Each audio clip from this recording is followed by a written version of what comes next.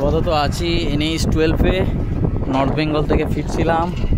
ভিডিওটা এই জন্য করছি, কতটা খারাপ কোয়ালিটির প্রোডাক্ট হলে এরকম একটা গাড়ি হয়। গাড়িটার পাওয়ার নিয়ে কোনো অসুবিধা নেই, কিন্তু অসুবিধাটা হচ্ছে ওর ইঞ্জিনে প্রবলেম। কি হয়েছে, 4 মাস বয়স গাড়িটার। গাড়িটার 4 মাস বয়স। মার্চে কিনেছিলাম গাড়িটা। টোটাল কিলোমিটার হয়েছে 8281 কিলোমিটার টোটাল চালিয়েছি আমি। আর প্রথম এই গাড়িটা নিয়ে নর্থ বেঙ্গল গেলাম। তা প্রবলেমটা হচ্ছে, গাড়িটা যখন আমি লামাহাটায় ছিলাম, হঠাৎ করে গাড়ি থেকে আওয়াজ হচ্ছিল, নয়েজ হচ্ছিল। তো আমি নয়েজটা যখন দেখলাম, অবস্ট্রাকশন নয়েজ যেটা হয় সেটাই হচ্ছিল। তা প্রবলেম আমি ওখানে একটা লোকাল মিস্ত্রিকে দেখালাম। লোকাল মিস্ত্রি আমাকে বলল, দাদা এটা ট্যাপিটের আওয়াজ। আমি তো অবাক, কারণ মাত্র 4 মাস বয়স গাড়িটা, আর 10,000 কিলোমিটারও এখনও চলেনি। তো প্রবলেমটা এটাই যে 10,000 কিলোমিটার না চলা অবস্থায় গাড়িটা ট্যাপিটে আওয়াজ চলে এসছে। তা আমি ওকে বললো দাদা তুমি একটা কাজ করতে পারো, তুমি গাড়িটা লোকাল কাউকে দেখিও না, তোমার তাহলে ওয়ারেন্টিটা থাকবে না। আমিও ভাবলাম ঠিক কথা বলেছে। সেই ক্ষেত্রে আমি কি করলাম, আমাদের একদিন আরও স্টে করার কথা ছিল। তা আমি গাড়িটার প্রবলেম দেখে আমি নিচে শিলিগুড়িতে টিভিএসের একটা শোরুম আছে, সার্ভিস প্লাস সেলস, ওখানে গেলাম।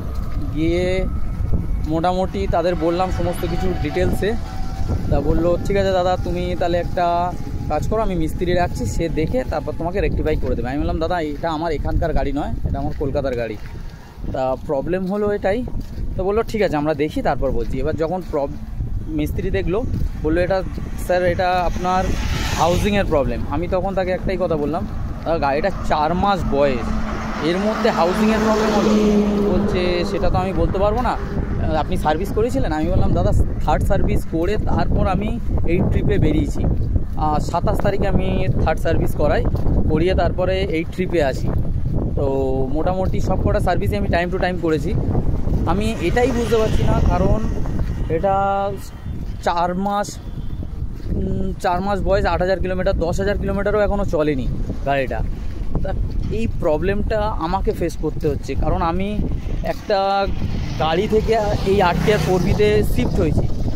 আমি আগে হর্নেট চালাতাম, সেটা খুব ভালো গাড়ি ছিল, নো ডাউট। হন্ডার আমি মনে করি বেস্ট গাড়ি আমার কাছে দেখা। মাইলেজ যেরকম ছিল সেরকম তো গাড়িও ছিল, কিন্তু কোনো কিছু কারণের জন্য, শুধু জাস্ট পাওয়ারের জন্য আমি এই গাড়িটা কিনি। আমি নো ডাউট এই গাড়িটা যেটা দেখছো, এই গাড়িটা RTR 4B পাওয়ার মারাত্মক, আমি বলছি না পাওয়ারের কোনো ইস্যু, কিন্তু ইঞ্জিনের যদি প্রবলেম চলে আসে 10,000 না চলা অবস্থায়, তাহলে আমি কি করব?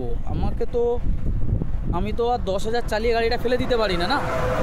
তো টিভিএসের আমি জানি না কি হয়েছে, তারপরে আমাকে ওরা বললো দাদা এখানে কাজ করাই যাবে না, তুমি যে শোরুম থেকে কিনেছো বা যে জায়গা থেকে কিনেছো সেই জায়গাতে তোমাকে নিয়ে গিয়ে রেকটিফাই করাতে হবে, মানে তোমাকে ওখানেই তোমাকে সারাতে হবে। আমি বললাম এটা কীরকম নিয়ম? বললো আপনি কথা বলে নিতে পারেন।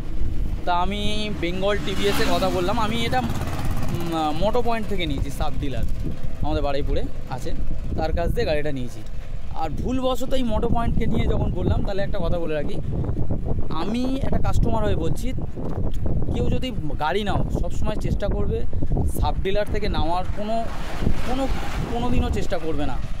তুমি যদি ভাবো তোমাকে 1,000 টাকা 2,000 টাকা ডিসকাউন্ট দিয়ে তোমাকে নেওয়াচ্ছে, সেটা পুরো তোমাকে টোটালি ভুল ভ্রান্তি বুঝিয়ে তারপর তোমাকে দিচ্ছে। আমিও ওই লোভে গাড়িটা নিয়েছি, আমার 1,000 টাকা মতো কম পড়ছিল, কিন্তু নিয়ে আমি যে কত বড় ভুল করেছি আমি জানি। আমার সাইড প্যানেলও কাঁপে, নতুন গাড়ি সাইড প্যানেল কাঁপে। আমি যখন সার্ভিসে মোটো পয়েন্ট বলছি, বেঙ্গল টিভিএসে যখন আমি গেলাম সার্ভিসে, যখন বললাম, তখন বললো দাদা এটা কিছু করা যাবে না, এটা গাড়ির তোমার রবারটা কাটা আছে, গ্যাসকিটটা কাটা আছে, ওটা আমাদের কাছে পাওয়া যায় না, ওটা ওরকমভাবে। আমি ওটা চালিয়ে নিলাম, জানি আমার ভাগ্যের দোষ, ওটা আমি চালিয়ে নিলাম। আমি এতদিন মোটো পয়েন্টে আমি কোনো ভিডিও করিনি, কোনো কিচ্ছু বলিনি, যাক না, মানুষ একবারই ঠকে। এবার গাড়িটার আজকে যখন আমি দেখলাম এই পরিস্থিতি, তখন আমি চিন্তা করলাম যে আমি কত বড় ভুলটা করেছি। আমি 1,70,000 টাকা দিয়ে গাড়িটা নিয়েছি, 1,70,000-এর কাছাকাছি সামথিং কিছু আমি গাড়িটা নিয়েছি। তার 1,70,000 টাকা যখন আমি বেয়ার করছি, আমি তো চাইবো যে আমার গাড়িটা যাতে অ্যাটলিস্ট 5 বছর আমি ভালোভাবে রাইড করতে পারি। আমার এখনও অনেক প্ল্যান ছিল, অরুণাচল যাওয়া, তারপরে মোটামুটি দেওমালি যাওয়া, উড়িষ্যা, ভাইজ্যাক যাওয়া, সিকিম যাওয়া এই গাড়িটাকে নিয়ে।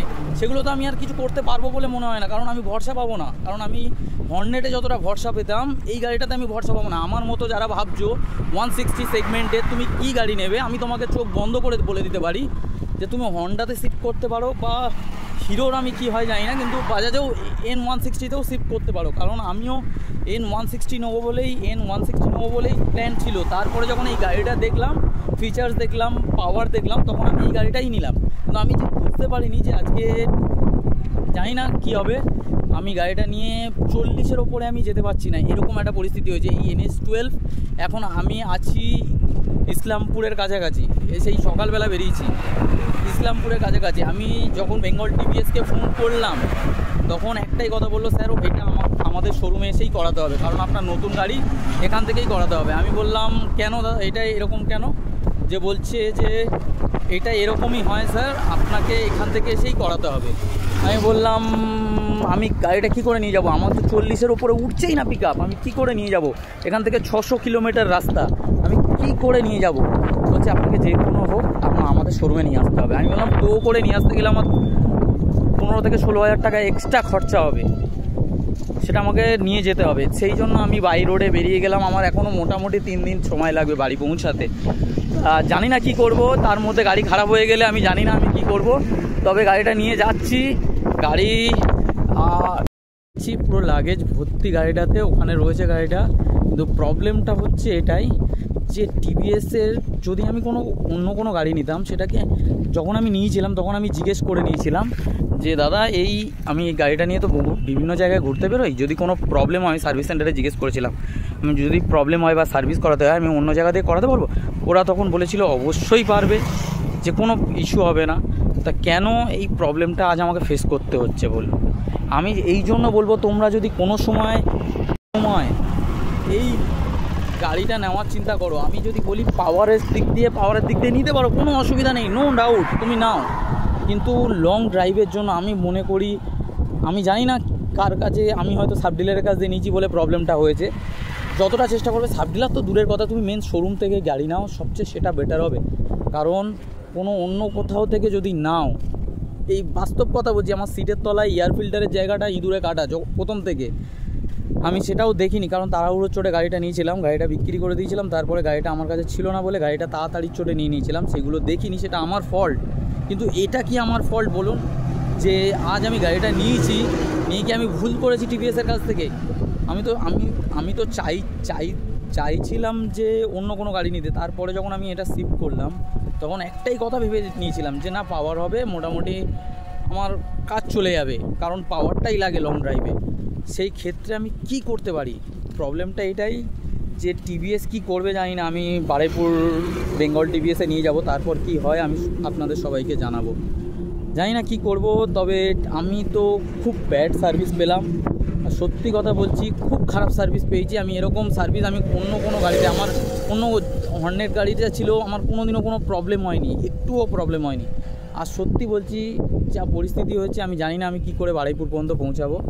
তবে যাই হোক না হোক, বারুইপুর পৌঁছাতেই হবে আমাকে, গাড়িটা আমাকে দিতেই হবে।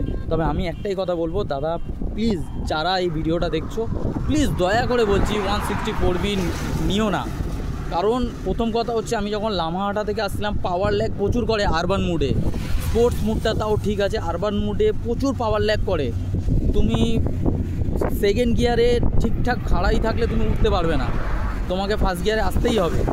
সেই ক্ষেত্রে বলছি যে এই গাড়ি না নামাই বেটার। চলো তাহলে আজকের মতো রাখি, আমি বারুইপুর যেতে হবে, যাই না এই বৃষ্টি